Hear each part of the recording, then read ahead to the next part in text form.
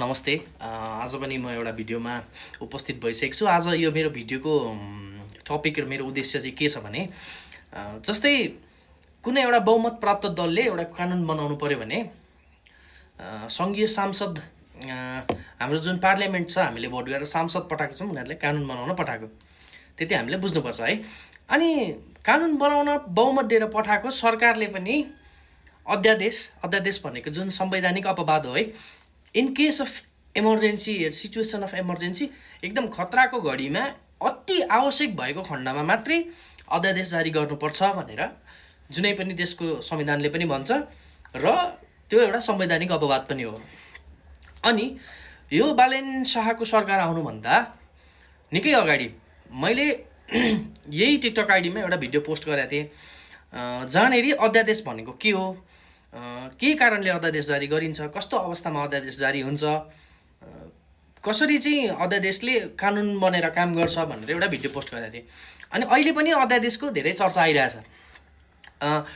Routine of Nepal बन्दले post गरेको छ, हाम्रो नेकपा एमालेको सांसद सुवाङ नेमाङले पोस्ट गर्नुभएको छ, यो विषयमा अन्य धेरै तर्कहरू पनि गरेका छन्।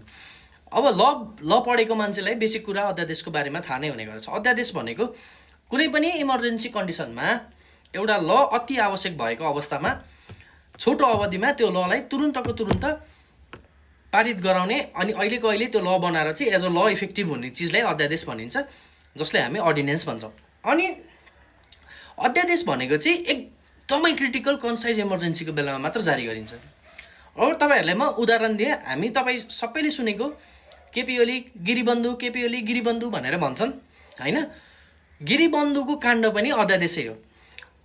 गिरिबन्धु टी स्टेटको काण्डमा चाहिँ आफू अपराधी हुने भनेर आफू फस्छु भन्ने भएको कारणले गर्दाखेरि चाहिँ केपी ओलीले चाहिँ फटाफट अध्यादेश जारी गरेर त्यो इनभ्यालिड कुरालाई चाहिँ भ्यालिड कुरा बनाएको हो क्या खासमा भन्ने हो भने।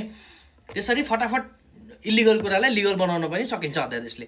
अब पार्लियामेन्टमा क्वेसन उठ्छ, हेर्नु, कुनै कानुन बनाउने बेलामा विपक्षी नेताहरूले प्रश्न गर्न सक्छन्, यस्तो किन उस्तो किन भनेर। हामीले जुन हाम्रो नेपालको त एकदमै कम पाइन्छ, तर इन्डियातिरको सांसदहरू चाहिँ बहस गरेको हेर्ने हो भने यो खराब छ, त्यसमा त्यो खराब छ, अरू देशको सांसदहरूको भिडियोहरू हामीसँग आइपुग्छ कोही कोही बेला। जो इन्ट्रेस्टेड मान्छे हुनुहुन्छ उसलाई थाहा हुन्छ यो कुरा भनेको के हो। तर for some sort of reason एउटा अध्यादेश बनाउँदै गर्दाखेरि एउटा इमर्जेन्सी हुनुपर्छ, त्यो चिजमा एकदमै जरुरी हुनुपर्छ त्यो बन्नको लागि।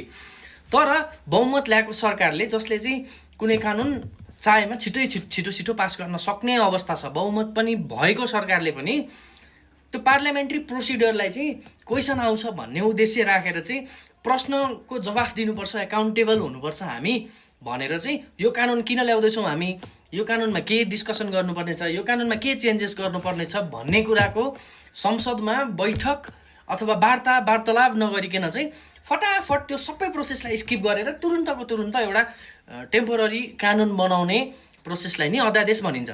अब मलाई चित्त नबुझेको कुरा चाहिँ कोही एउटा बुझेको मान्छेले अध्यादेश यसरी तुरुन्तको तुरुन्त पास गर्नु हुँदैन, इट इज एन कन्स्टिट्युसनल संवैधानिक अपवाद। के भन्छ एक्ज्याक्टली भन्न सकिनँ मैले, तर संविधानमा भएको चिज तर जतिखेर पनि जब चाहियो तब युज गर्न मिल्दैन भनेर चाहिँ संवैधानिक अपवाद भनिन्छ।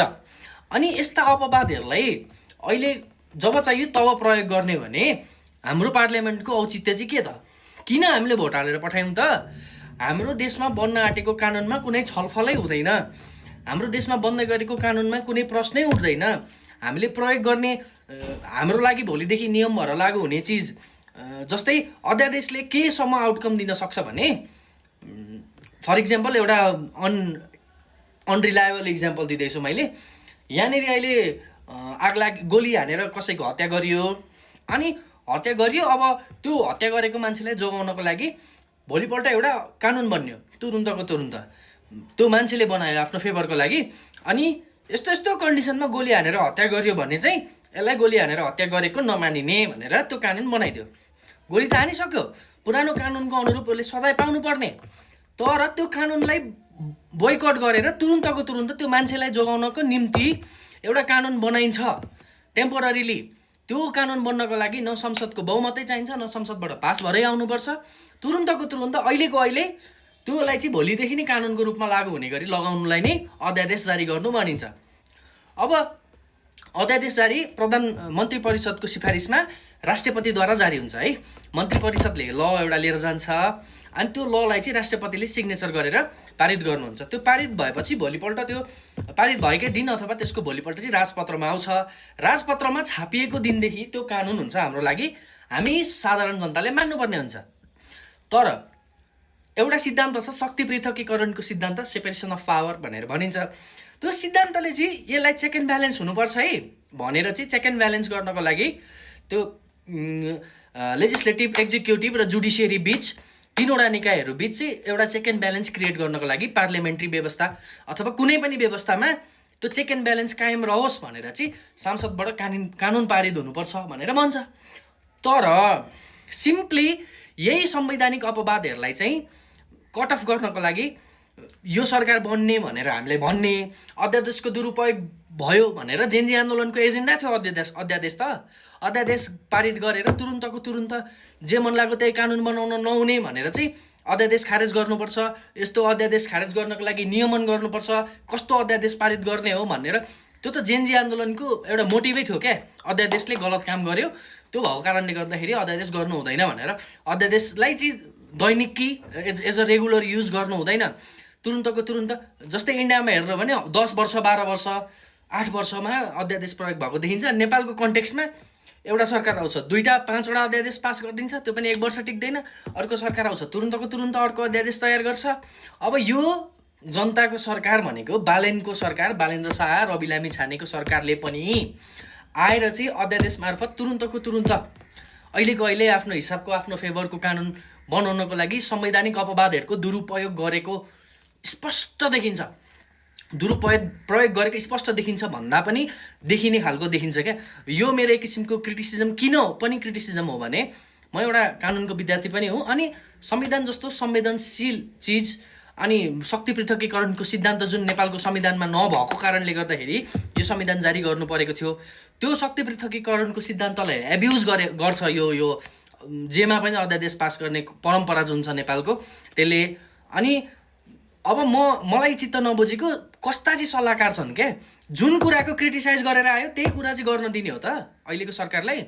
कानुनी सल्लाहकारहरूले पनि संवैधानिक अपवादहरूको चाहिँ खासै भ्यालु नगरेको देखिन्छ यो कुराले, र त्यस्तो कुराहरू चाहिँ हामीले क्रिटिसाइज गर्नुपर्छ। किनभने डेमोक्रेटिक प्र्याक्टिसमा सरकारमा बसेको मान्छेले संसदबाट कानुन पास गर्नुपर्छ, कानुन पास गर्दाखेरि उठेका प्रश्नको जवाफ दिनुपर्छ, अनि जवाफ छैन भने एकाउन्टेबिलिटी पनि हुँदैन। जसरी केपी ओलीको सरकारले जे मन लाग्यो त्यही गरेको थियो, जसरी शेरबहादुर देउवाको सरकारले जे मन लाग्यो त्यही गरेको थियो, यो पनि त्यही हुने बाटोको हिँडाइ, यो त्यही सेम ट्र्याक हो क्या, यो नकारात्मक ट्र्याक हो यो। त्यो भएको कारणले गर्दाखेरि कानुन बनाउने हो भने अध्यादेशको माध्यमबाट होइन, पार्लियामेन्टको माध्यमबाट बनाऊ, संसदको माध्यमबाट बनाऊ, प्रश्न गरौँ, प्रश्नको जवाफ दिउँ हामीलाई, अनि हामी पनि रिसर्च गर्छौँ, त्यो चिजमा अध्ययन गर्छौँ, आउटकम के हो भनेर हेर्छौँ होइन। हामी पनि बुझेकै जनता हो, हामीले पनि हेर्न सक्छौँ हामीलाई चाहेमा। त्यो भएको कारणले गर्दाखेरि त्यो एन्सर दिने पाटोलाई स्किप गरेर चाहिँ तुरुन्तको तुरुन्त अहिले मलाई जे चाहियो त्यो कानुन बनाउने जुन हाम्रो नेपालको परम्परा छ, मूर्ख परम्परा भन्छु म, चुतिया परम्परा, यो परम्परालाई बन्द गरौँ, यो गलत काम गर्ने काम बन्द गरौँ। र बुझेको नेताले तर्क गरिरहेछ भने उसको खण्डन पनि नगरौँ।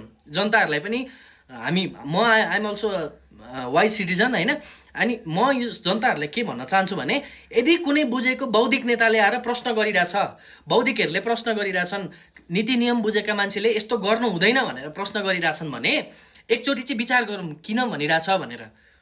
सबै थोक एउटा मान्छेले आएर गरेको डिसिजन ठिक हुन्छ भन्ने छैन क्या, किनभने यही चिज गरेको हो क्या केपी शर्मा ओलीले पनि, अनि त्यही चिज अहिले बालेन्द्र शाहले गर्दाखेरि चाहिँ वाउ भन्नु जरुरी छैन हामीलाई। यही संवैधानिक अपवादहरूको दुरुपयोग नहोस् भन्ने तात्पर्य राखेर यो भिडियो बनाएको छु। भिडियो हेरिदिनु भएकोमा धेरै धेरै धन्यवाद।